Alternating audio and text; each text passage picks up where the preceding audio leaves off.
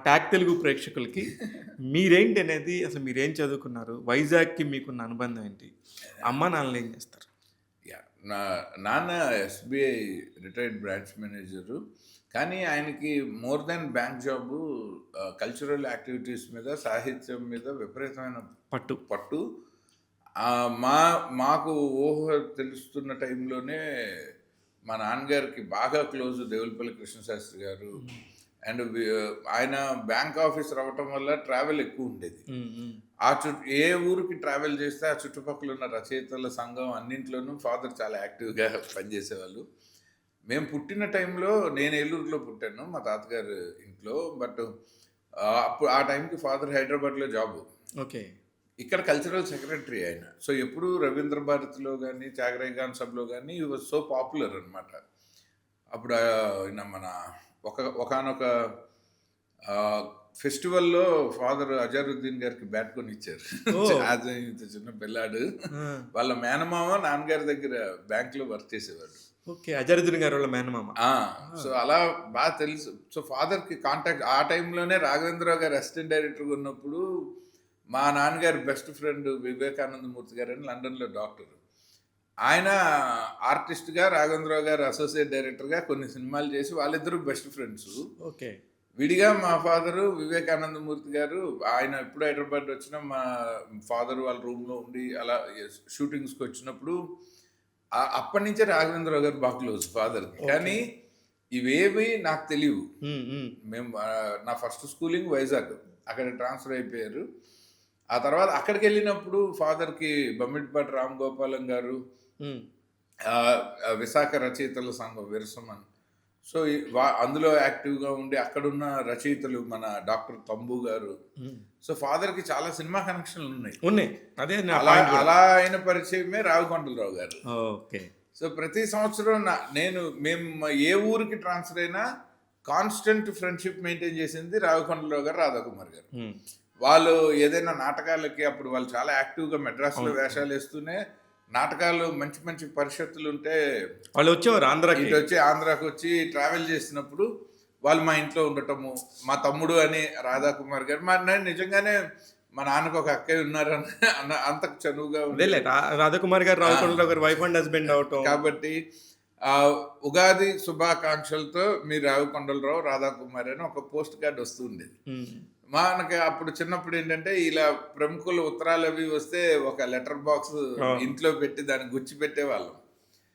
అలా నేను చదువుకుంటున్న టైంలో మా ఫాదర్ ఏంటంటే స్టేట్ బ్యాంక్ మీద ఒక సంగీతం రుచి రూపకం రాయటం. హ్మ్.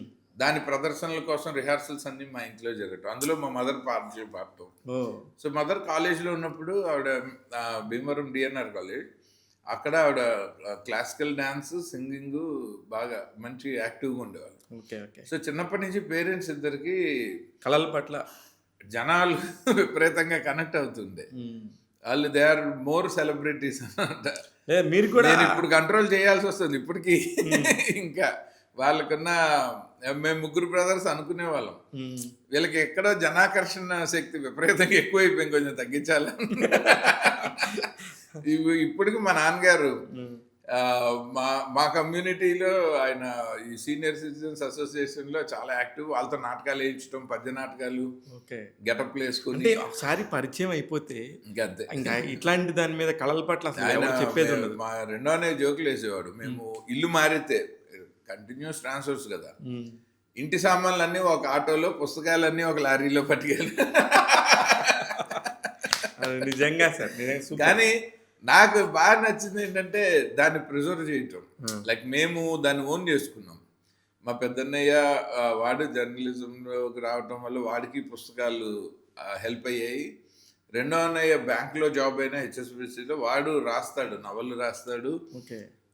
ఆఫ్ లేట్ వాడు స్టార్ట్ చేసాడు కమర్షియల్ రైటింగు. సో, అందరికీ ఆ పుస్తకాలు అంటే మేము ఫాదర్ ఆస్తులు ఇచ్చాడా లేదా కంటే, ఒక అద్భుతమైన ఇప్పుడు వాళ్ళిద్దరి యాటిట్యూడు, వాళ్ళ అవును. మంచితనం, మనం వాళ్ళ ఆబ్సెన్స్‌లో వేరే వాళ్ళు వాళ్ళ గురించి చెప్పినప్పుడు నేను చాలా వాళ్ళు మనకు మంచి ఆరోగ్యం ఇచ్చారు, మంచి చదువిచ్చారు, అండ్ ఫ్రీడమ్ ఇచ్చారు. ఇష్టం హ్మ్. వచ్చిన రంగంలోకెళ్ళటానికి అసలు ఆపలేదు. హ్మ్. మా మదర్ కొంచెం కాషియస్‌గా ఉండేవాళ్ళు చదువు పట్ల, మా కెరియర్‌ల పట్ల. బట్ మా ఫాదర్ అసలు ఎప్పుడు మీ ఇష్టం రా, మనకి ఆడపిల్లలు లేరు, కష్టపడి సంపాదించి పెళ్ళిళ్ళు చేయాలని బాధ్యతలు లేవు, ఉమ్, మీరు ఏది నచ్చితే అది చేయండి అనేవారు ఆయన. కాకపోతే జాగ్రత్తగా ఉండండి. సో అందుకని నేను మా ముగ్గురు బ్రదర్స్ మేము దగ్గర దగ్గరలోనే ఉంటాము. మా పేరెంట్స్ నాతోనే ఉంటారు right from the beginning. So మీ బ్రదర్స్లో అంటే మీ అంశాన్ని చెప్పలేను కానీ ఆయన అంశం మీరేమో నాకు తెలియదు. నేనే లాస్ట్. అదే మీరు లాస్ట్ కాబట్టి ఆయన ఎంత బ్రిలియంట్ రైటర్ అంటారు సతీష్ గారు. నాకు ఆయన ఒక ఏ ఆర్టికల్ రాసినా సరే, ఒక సచిన్ టెండూల్కర్ గురించి రాసిన ఒక పూర్తి బయోపిక్ అందులోనే ఉంటుంది. మనం ఎన్ని లెటర్స్లో ఇచ్చి దానిలో ఏమంటే అందులో ఇచ్చాం. ఈజ్ అ బ్రిలియంట్ రైటర్ అంటే సతీష్ గారు. అవునవును. నాకు సతీష్ అనే నాకు మంచి కథ కూడా ఇచ్చాడు. ఆ సినిమా త్వరలో రిలీజ్ చేస్తాను, పార్క్ అని. అది అది ప్రొడ్యూసర్ వల్ల ఆగింది కానీ, బట్ ఆ రూట్ కూడా నేను క్లియర్ చేయడానికి కంకణం కట్టుకున్నాను. వాడి కథలు బయటకు వస్తే కొంచెం సెన్సిబుల్గా ఉంటాయి. వాడు నన్ను శేఖర్ కమ్ముల గారి జానర్ అంటే వాడికి ఇష్టం. ఆయన అటు బాపు గారి టేస్ట్లో నుంచి వచ్చిన దర్శకుడు కదా, ఆ స్కూలు. మా సతీష్ అనే అలాగే చెయ్యి అంటాడు నన్ను. నేను అలా సర్వైవ్ అవ్వలేమంటాను. నేను అవ్వలేను. Correct correct. శేఖర్ గారి కంటే ఫస్ట్ నుంచి ఓన్ బ్యానరు, ఓన్ సెటప్ ఉండింది. కరెక్ట్. ఆయన కుదిరినట్టు మనకు కుదరదురా, నేను ఒకే జానరాలో కన్ఫైన్ అవ్వలేను, నేను అన్నీ చేయాలని.